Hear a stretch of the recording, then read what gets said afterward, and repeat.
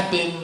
That kept on going on. So they said, well, we're going to start pumping you with steroids through the IV because you don't have any strength to do anything.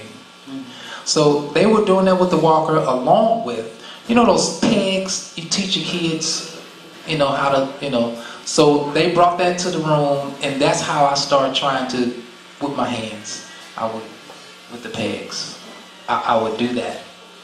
So now by this time it's like 6 weeks. I'm in the hospital. I ain't walked. I haven't done anything. So one day I'm laying in the bed. It's in the middle of the night, and I hear this voice say, "So you say you want to be healed?" And I hear it. You know how and we all know who that is. You're in a situation. We all know that voice. But you're in a situation where you don't know if it's real or not. It seems real, but you're like, it can't be real, but it seems real. When I only know you to be a spiritual person.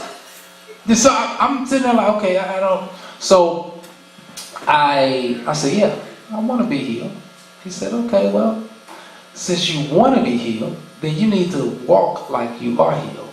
And I said, I thought I was.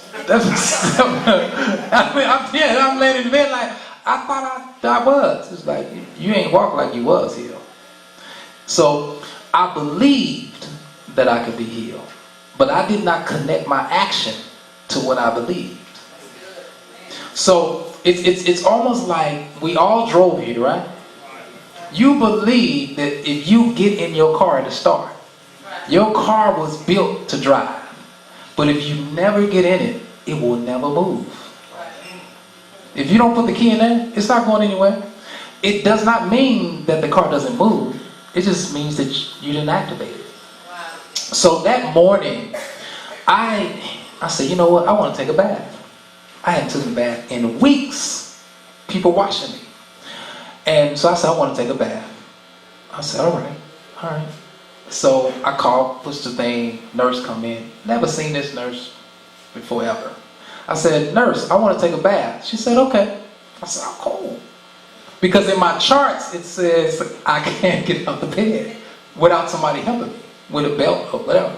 She said, okay, well, I'll be back. So she comes and brings this white thing to put on. She takes the IV out. You know how they have the needle in there, but then they put the other thing on there.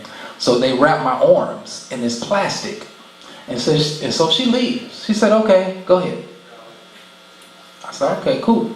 So I get out the bed, go to the bathroom, run the bath water, take a bath, come back to bed. Now, to this day, I know I did it. I just don't really remember doing it. I just know I did it.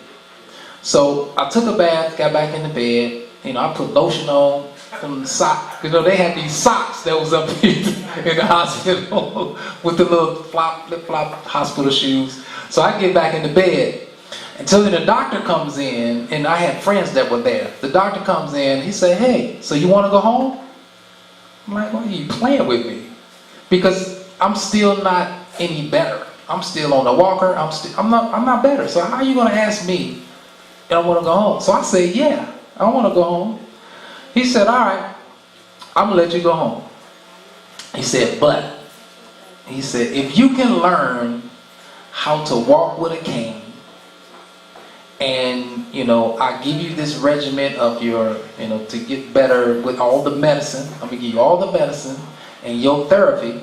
If you can do all of that stuff, and then I'll let you go home. But he said, you gotta invest. I said, okay, all right. So in my mind, I'm like, okay, I'm finna get out of here. I'm finna get better. It's all gonna be wonderful and great. I had so many visions, and I write about them. I had so many visions in the hospital. Did this have anything to do with where you are now? That when the Spirit came and said, if you want to walk or you want to be healed, act like it? From that point on? I mean, it has everything to do with where I am now. Since then, I have, my understanding has evolved to learn other things about my mind, how your mind operates, how it works, how you can not only be healed from what I was healed from, but also being healed from other physical ailments, whether it's cancer or whether it's depression or whether it's, you know, a better job or whatever that it is, I understand that it's the same principle, it's the same foundation. It all operates the same, but it's just different things that you apply it to. You know, so I start to understand more from that time into now. And that's what took me so long. I had the vision to write the book then, but it took me a long time because I needed to evolve. My information needed to evolve. And what I call it now, I needed to remember. Because, say that when God created us, He created us in the beginning.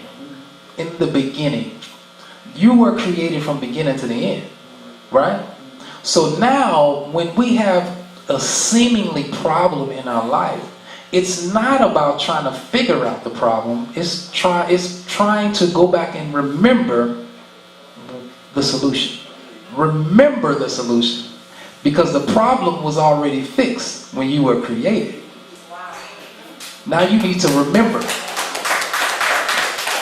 The problem was already fixed when you were created. And you have to And you have to remember the solution. You have to remember. So now, what I say, one of the other things I say is that I don't have problems. I have infinite information trying to shine through. Let me ask you this, Chris. That whole process,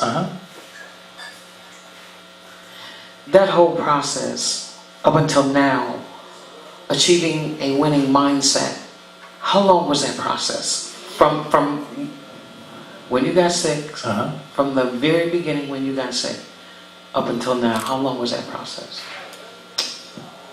I got sick, that was in 2001. I knew that I was supposed to write a book.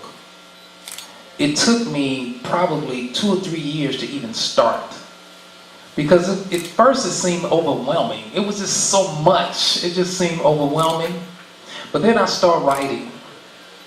And every trip I would go on, I would have my little book, and I would just write. I would just write. I was writing everything that I could remember. And first, I thought the book was about that account.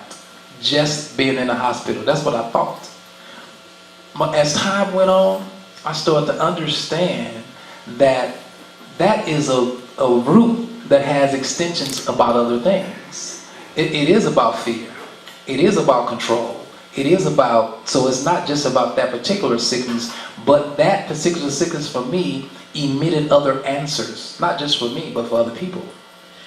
Your drive for life, and you have a serious drive for life, has it slowed down? Have you decided to just, I can't do everything all the time? I call it smell the roses. Take time and smell the roses. Are you smelling the roses? I definitely smell the roses. I mean, I still work hard. I still do the same thing. But the process of what I do, my mind is different. You know, I changed my mind about it, so it made the work different. You know, so it's like when you're dealing with, say for instance, that a lot of people deal with not having any money. Even though you're making money, you still deal with not having it. Right? Right. So what I try to do is talk to people and get them to look at money different.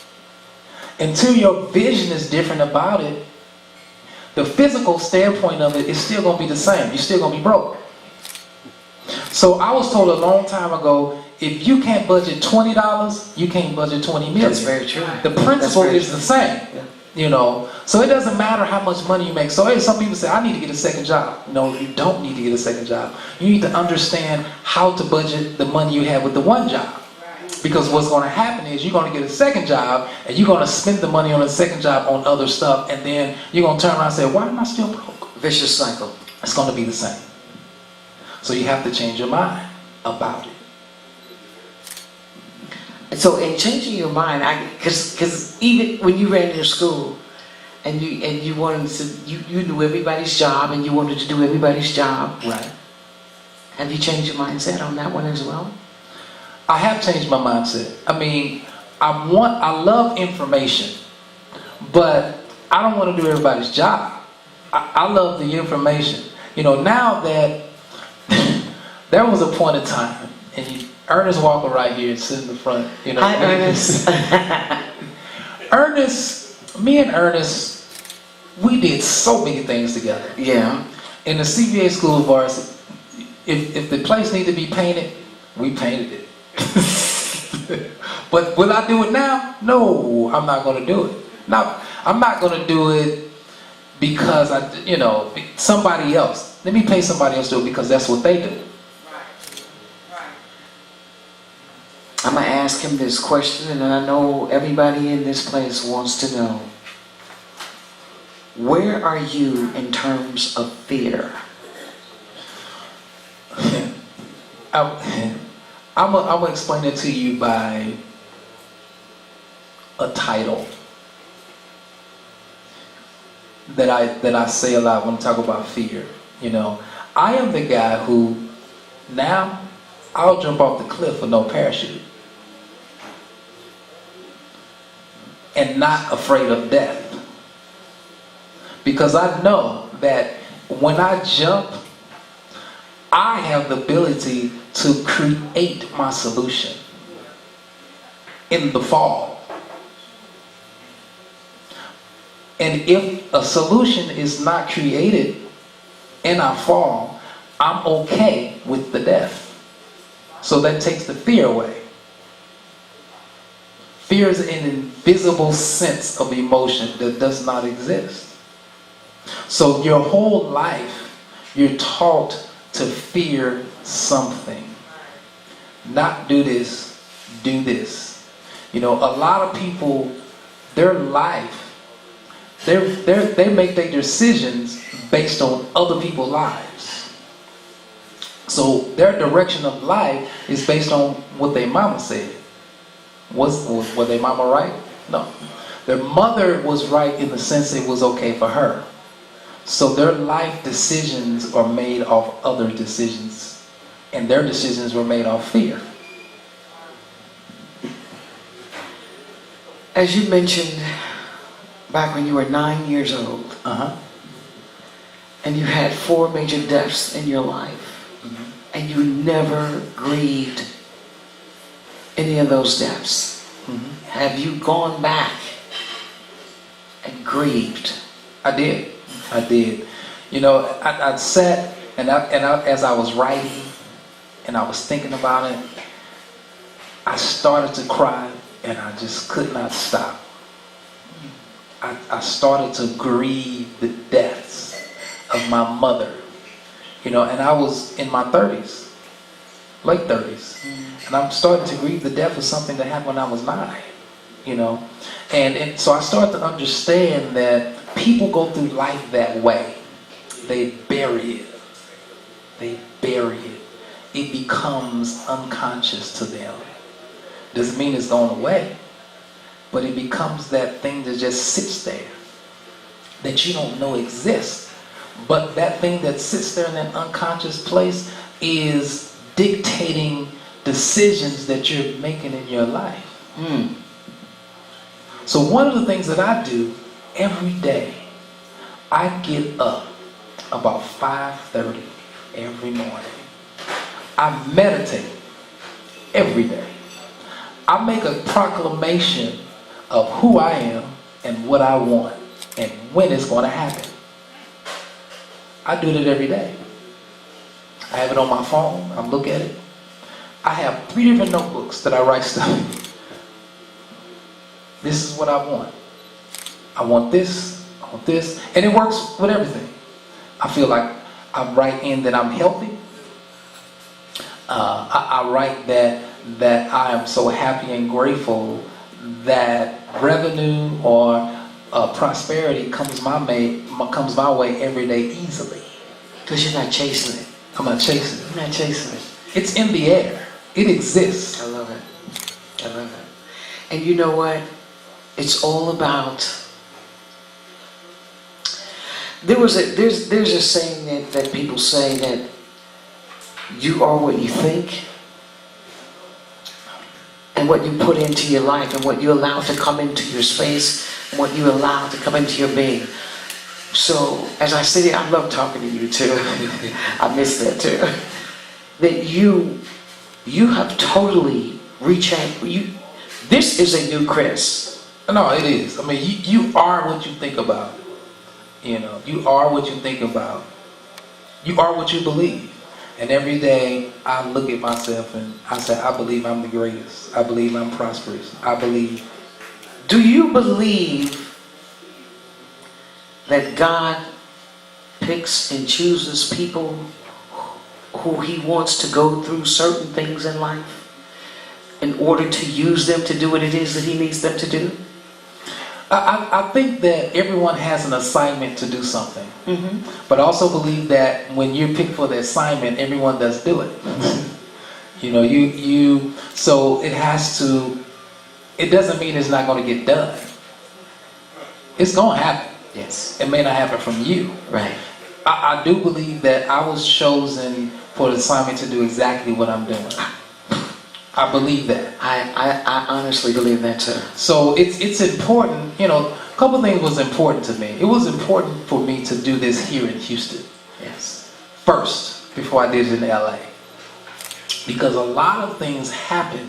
It birthed out of me in Houston. So I lived in Houston for 15 years. And when I got sick, for some people they never even knew. They just did it. And I didn't tell them. Some people knew. Why did you choose to keep that from people who cared about you? Why did you do that? You know, I think that I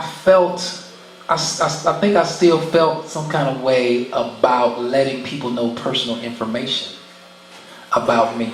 Because that personal information, telling them about me being sick, was also telling them about other stuff in my past. Telling them about my mother's death. Or telling them about how I, you know, feared loss, or I didn't have a great relationship with, or just really opening myself to, like, here I am, being naked. And now you are naked. Yeah, now we all know. Yeah, I mean, because now I know that the message needs to be told to help heal people around the world. It needs to happen. I've always had, even doing all of this, my mind was always, I always wanted to help people. I always wanted to create a platform for people. I've always wanted to do that ever since I was a teenager, kid, whatever. But now, this is helping people in a different kind of way. Helping before was doing the school so I can help kids. Or going to LA was about helping people with their television content, so I got with the cable people. Or helping people with their music on radio, so I got with them. But this is a whole different thing that I think that will propel people even further. You know, it's that thing where they say, okay, well, you either give them the fish or teach them how to do it. So it's teaching them the principles of their mind and their life so they can heal of a lot of different things, whatever it is. I talk to people every day about different situations, and two of the top things is that people fear.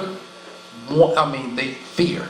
Yeah. You know, in some kind without even knowing that they fear. Right. They fear. Yeah. That's one. The other thing is people don't know who they really are. The majority of people don't know their worth. The majority of people don't believe that they deserve the best. So they're okay with mediocre. They're okay with the average. Because you're average, it's okay for me to be average. A winner is a person that believes without a shadow of a doubt it's possible. I can do it.